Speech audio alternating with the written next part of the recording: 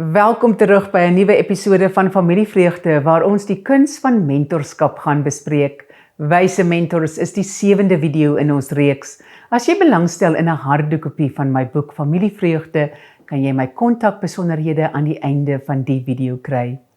Nou Salomo waarsku ons in hoofstuk 1 van Spreuke dat sy raad op beide jong en volwasse Christene, die jeug en hul ouers van toepassing is. Die uitdaging ontstaan wanneer ons ouer is en reeds 'n deurbraak of 2 agter die blad het. Salomo is 'n sprekende voorbeeld hiervan wanneer hy op sy ou dag louwarm in sy aanbidding van God nie sy eie raad volg nie en onverstandige besluite neem.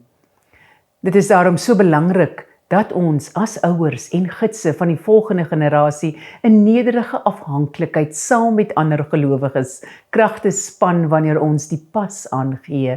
Dit beteken dat ons nie net uit die rykdom van ons eie ervaring put nie, maar 'n leerbare gees het wat ag slaan op die waarskuwings van betroubare raadgewers en volwasse Christene, mentors wat God se waarheid met uitnemendheid uitleef. Danksy moderne tegnologie het ons ook toegang tot 'n wye verskeidenheid webwerwe en potgoeie wat ontwikkel is deur godvreesende manne en vroue van Tuka af tot nou. Daar is 2 sulke vroue in my lewe, vroue wat ek nog nooit ontmoet het nie, maar wat my inspireer om 'n beter Christusvolgeling, vrou vir my man, ma vir my kinders, vriendin en kollega te wees. Die eerste ene is Sally Clarkson. Haar boeke, blogs en potgoeie is vir my tot groot seën.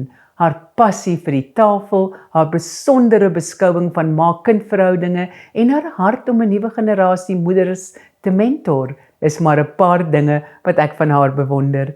En dan is daar Sally McClung, die weduwee van Floyd McClung, saam met hulle gesin onbereikte mensegroepe en gebroke gemeenskappe reg oor die wêreld bedien.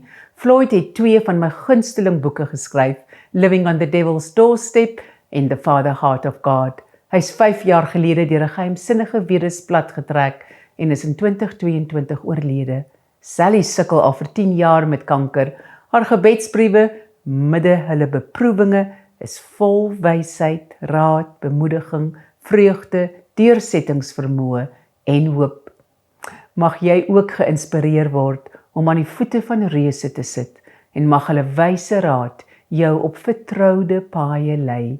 God het ons nie geroep om hom in isolasie te dien nie, maar het ons geroep om met uitnemendheid te leef, ander lief te hê en ons kinders te begelei tot volwassenheid en dit midde gesonde, geesverwante vroue en mans en gesinne.